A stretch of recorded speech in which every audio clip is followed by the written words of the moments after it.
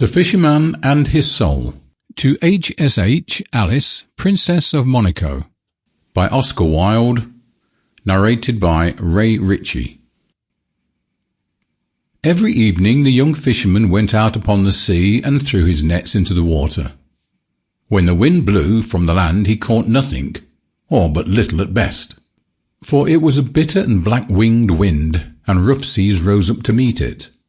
But when the wind blew to the shore, the fish came in from the deep and swam into the meshes of his nets, and he took them to the marketplace and sold them.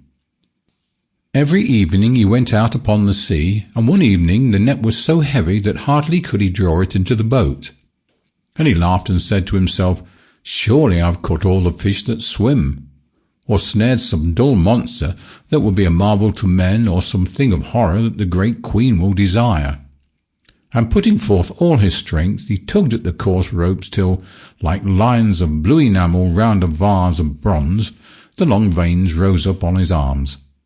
He tugged at the thin ropes, and nearer came the circle of flat corks, and the net rose at last to the top of the water. But no fish at all was in it, nor any monster or thing of horror, but only a little mermaid lying fast asleep. Her hair was as a wet fleece of gold, and each separate hair as a thread of fine gold in a cup of glass. Her body was as white ivory, and her tail was of silver and pearl.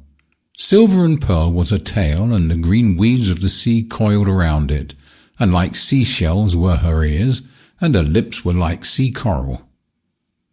The cold waves dashed over her cold breasts, and the salt glistened upon her eyelids. So beautiful was she that when the young fisherman saw her, he was filled with wonder, and he put out his hand and drew the net close to him. And leaning over the side, he clasped her hand in his arms, and when he touched her, she gave a cry like a startled seagull, and woke, and looked at him in terror with her mauve amethyst eyes, and struggled that she might escape.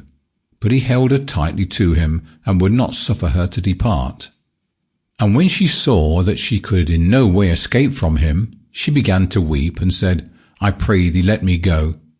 I am the only daughter of a king, and my father is aged and alone."